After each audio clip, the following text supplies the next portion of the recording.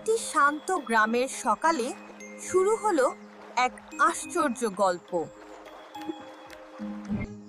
এই গ্রামে ছিল এক জাদুর গরু যে মুখ থেকে বের করত মিষ্টি ফলের জুস।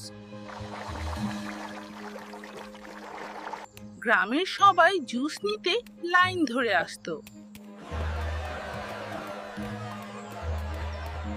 বাচ্চারা জুস নিয়েছিল সবচেয়ে বেশি খুশি।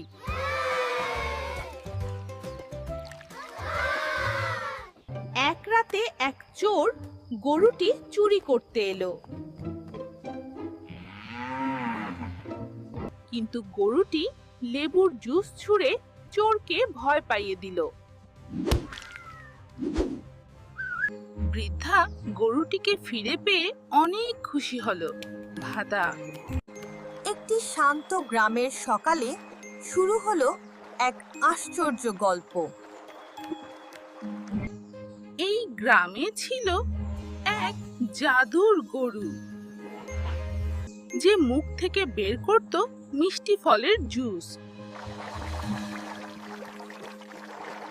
গ্রামের সবাই জুস নিতে লাইন ধরে আসতো। বাচ্চারা জুস নিয়েছিল সবচেয়ে বেশি খুশি।